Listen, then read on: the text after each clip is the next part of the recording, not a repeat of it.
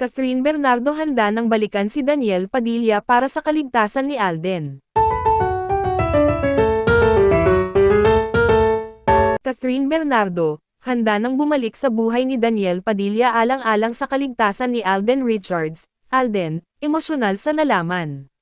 Sa gitna ng kontrobersya at tensyon, gumawa ng desisyon si Catherine Bernardo na bumalik sa buhay ni Daniel Padilla upang iligtas si Alden Richards. Isang emosyonal na tagpo ang naganap nang malaman ito ni Alden. Catherine Bernardo, nagdesisyon ng bumalik kay Daniel Padilla. Ngunit ang desisyong ito ay hindi para sa pagmamahal kundi para sa kaligtasan ni Alden Richards. Sa gitna ng emosyonal na revelasyon, si Alden Richards ay hindi napigil ang maging emosyonal matapos malaman ang sakripisyong ginawa ni Catherine. Isang hindi inaasahang desisyon ang ginawa ni Catherine Bernardo matapos niyang sabihin na handa siyang bumalik kay Daniel Padilla para lamang matiyak ang kaligtasan ni Alden Richards. Daniel, handa na akong bumalik sa'yo.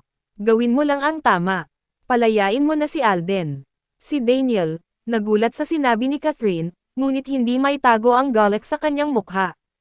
Talaga, Catherine, totoo ba to? Babalik ka sa akin. Ngunit si Catherine ay malinaw sa kanyang intensyon. Oo, Daniel, pero hindi dahil mahal kita. Ginagawa ko ito para kay Alden. Alam kong hindi niya deserve ang nangyayari sa kanya ngayon.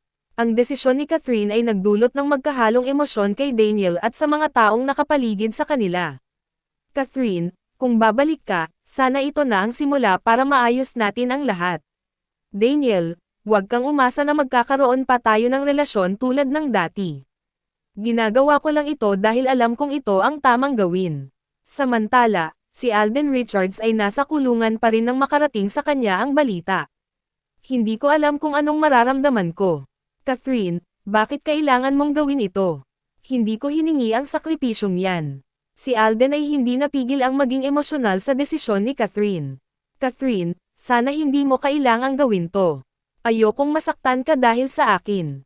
Habang si Catherine ay nananatiling matatag sa kanyang desisyon, marami ang nagtatanong kung paano ito makakaapekto sa kanya sa hinaharap. Alam kong mahirap ito, pero kailangan kong gawin. Si Alden ay inosente, at hindi ko kayang hayaan siyang magdusa. Sa kabila ng lahat, si Daniel ay tila muling nagkaroon ng pag-asa. Catherine, hindi ko sisirain ang tiwalang ito. Gagawin ko ang tama, at sana, maghilom ang sugat ng nakaraan. Ngunit si Catherine ay nanatiling matatag sa kanyang paninindigan. Daniel, hindi mo kailangang bumuo ng ilusyon. Malinaw ang lahat, wala nang babalik sa dati. Ang desisyon ni Catherine ay nagdulot ng iba't ibang reaksyon mula sa publiko.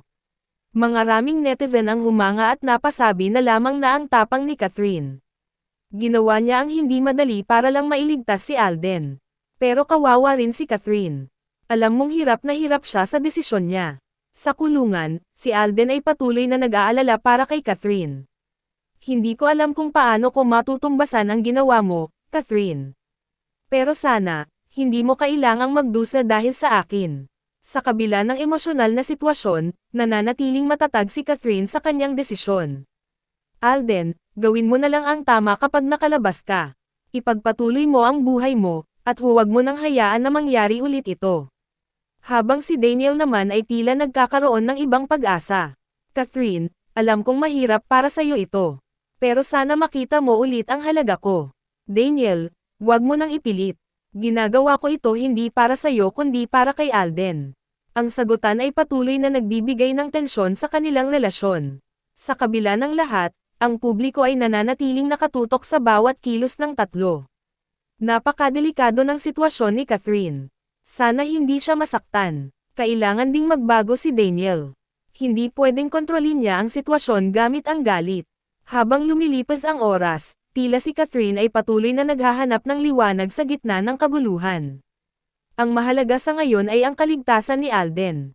Wala na akong pakialam sa iba. Ang tanong ngayon magbabago, B.